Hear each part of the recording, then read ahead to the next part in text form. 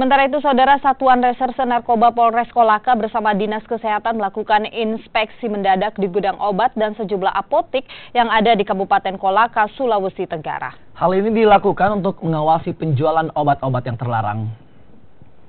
Satuan Reserse Narkoba Polres Kolaka bersama Dinas Kesehatan melakukan sidak di sebuah gudang obat untuk memeriksa kelengkapan administrasi perusahaan dan juga memeriksa asal obat serta pendistribusiannya. Selain itu, tim gabungan ini juga memeriksa surat izin beberapa apotik yang ada di Kabupaten Kolaka. Dari hasil sidak ditemukan beberapa obat yang sudah kadaluarsa dan masih dijual belikan oleh pihak apotik. Pemilik apotik yang melakukan pelanggaran diberi teguran dan juga diminta membuat izin baru bagi apotik yang telah habis masa izin apotiknya.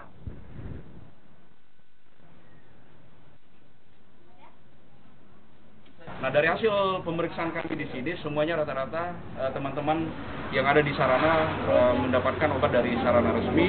Tinggal memang perlu dilakukan terus pembinaan dan pengawasan terkait mengenai administrasi. Ada beberapa tadi obat-obat yang memang ditemukan yang sudah